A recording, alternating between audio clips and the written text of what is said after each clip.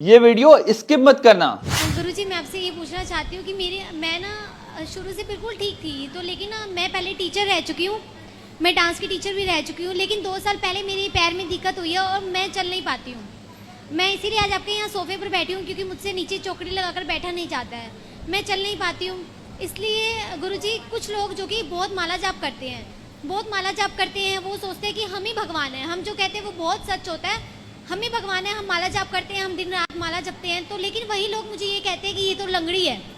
तो गुरुजी मुझे ना अपने भगवान पर विश्वास है, मैं बहुत डॉक्टर्स के पास गई हूँ, मेरा कुछ भी डॉक्टर ने मुझे दवाई देने से भी मना किया है कि कोई भी दवाई नहीं है आपके लिए, आप सिर्फ एक्सरसाइज करो। और मेरा एक्सरसाइज करने में बिल्कुल भी इंटरेस्ट नहीं है, मेरा मन नहीं लगता एक्सरसाइज करने में, मैं कर नहीं पाती हूँ।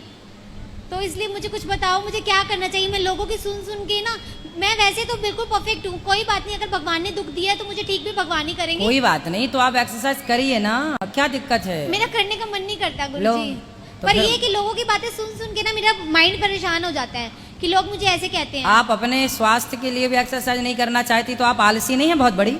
आलसी तो हूँ गुरुजी मैं। फिर तब ये आलसपन है तो लोग लंगड़ी कहेंगे तो सुन लिया करो, या तो एक्सरसाइज करके ठीक हो जाओ, या तो फिर समाज के ताने सुनती रहो। अब आप ताने भी नहीं सुनना चाहती हो, हाँ एक्सरसाइज भी नहीं करना चाहती हो, तो ऐसे नहीं होता। या तो एक्सरसाइज करके ठीक हो जाओ, हाँ जी, या फिर समाज के ताने सुनो, लंगड़ी लंगड़ी कहेंगे लोग। ठीक है। और सुनो, इससे कोई फर्क नहीं पड़ता कि लोग क्या कह रहे हैं। एक लड़की थी, वो ट्रेन से गिर गई थी, तो उसके दोनों पाँव के ऊपर ट्रेन निकल गई थी, कट गए। आज भी वो लड़की है, उस लड़की के पाँव कट गए। पूरी रात उसके पाँव के कटने के बाद वो ट्रेन के ट्रैक के नीचे पड़ी रही। सवेरे लोगों ने देखा, रात के 8 बजे की दुर्घटना हुई, और पूरी रात पड़ी रही। चूहे उसके मांस और हड्डी को तरते रहे। हाँ जी, अब उसकी बिल्कुल जंघा से यहाँ से ना अलग हो गए पाँव। ना जाने रात भर में सैकड़ों ट्रेन गुजर गई और वो पड़ी रही, और फिर भी वो जिंदा। तो उसने सोचा कि भगवान ने मुझे जिंदा क्यों रखा।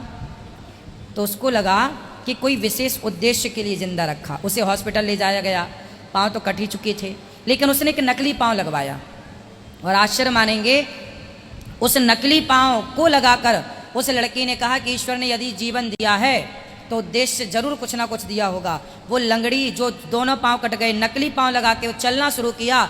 एवरेस्ट की चोटी तक चढ़ गई वो लड़की, और अपना नाम पूरी दुनिया में पहुंचाया।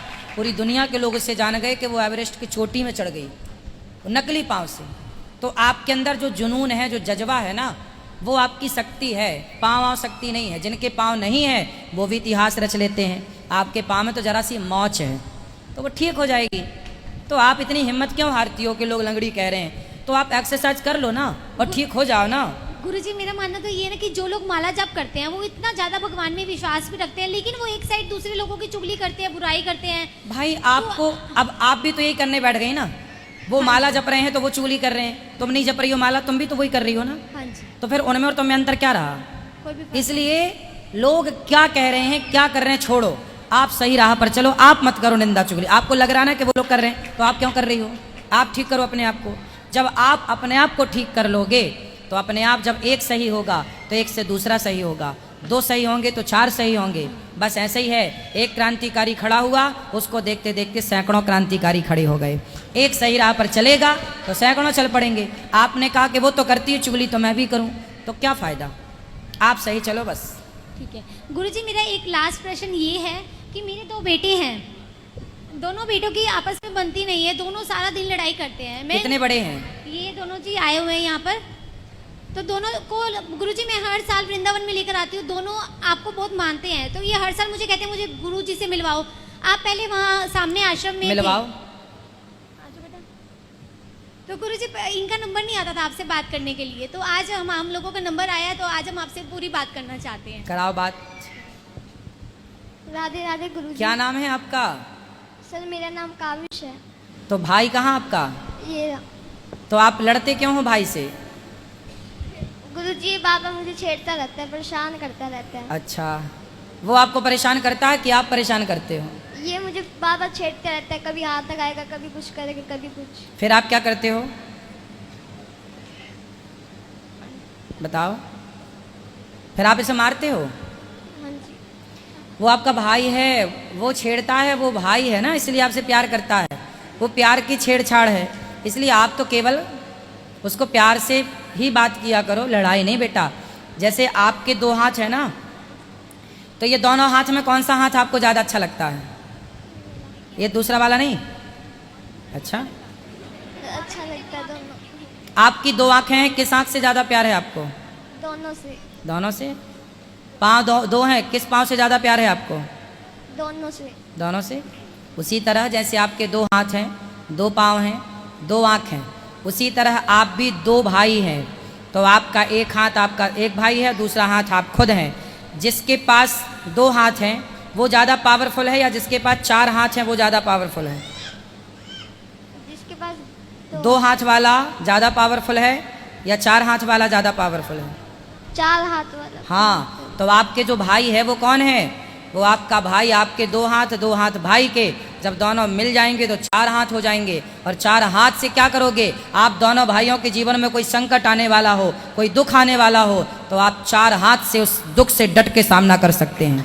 आपको संगठित रहोगे तो 4 हाथ होंगे, और आप अलग अलग हो जाओगे तो आपके 2 ही हाथ रह जाएंगे, और 2 हाथ वाला कमज़ोर होता है। इसलिए हमारे शास्त्र कहते हैं, जहाँ सुमति तहाँ संपत्ति नाना। संगठित रहो बेटा, भाई भाई आपस में मत लड़ो।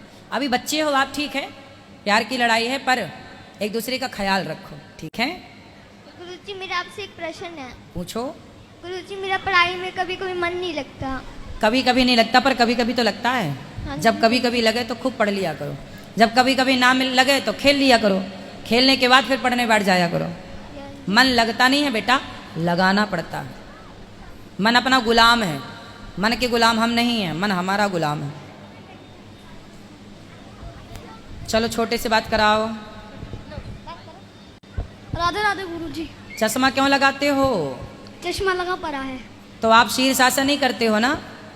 नहीं। सुनो, आपकी माँ आलसी है ना, इसलिए आप भी आलसी हो। इनको शीर्षासन यदि आप कराओ। गुरुजी ये ना फोन नहीं छोड़ता है, गुरुजी ये गेम बिल्कुल नहीं छोड़ता है। मोबाइल तो आपने देख के आदत आपने डलवाई है। नहीं गुरुजी, अब 4 दिन से यहाँ वृंदावन में आया हुआ है, घर में पर फोन अवॉइड करता है, घर में नहीं देखता है। पर अब 4 दिन से देखो, मैं अपनी मम्मी के घर आई हुई हूँ, मैं अगर उनके सामने इनको किसी बात के लिए डांटूंगी तो उनका भी मूड खराब हो जाएगा। कोई बात नहीं, पर मोबाइल ना देकर आप इनको बेटा शीर शासन किया करो, सिर के बल खड़ा। और इन सबको ना बढ़िया गाजर नहीं, वो पालक, गाजर भी अच्छी होती है, पालक का जूस पिलाइए। पालक का रस पीने से आंखें बढ़ती हैं, ज्योति बढ़ती है। गाजर का जूस भी आंखों के लिए अच्छा होता है। गुरुजी खाते पीते तो बहुत अच्छे से है, ऐसा नहीं है कि बच्चों को मुझे जबरदस्ती खिलाना पड़ता है। ये क्या सब कुछ- खाते हैं? सब कुछ खाते हैं। ये पिज्जा गाजर का- खाते हैं, बर्गर खाते हैं, वो तो खाते ही हैं, साथ में जूस भी नहीं छोड़ते, सब कुछ खाते हैं, लेकिन तो- फोन नहीं छोड़ते, बिल्कुल भी फोन नहीं छोड़ते। इन दोनों भाइयों को आप ये समझाओ कि फोन नहीं देखा करें।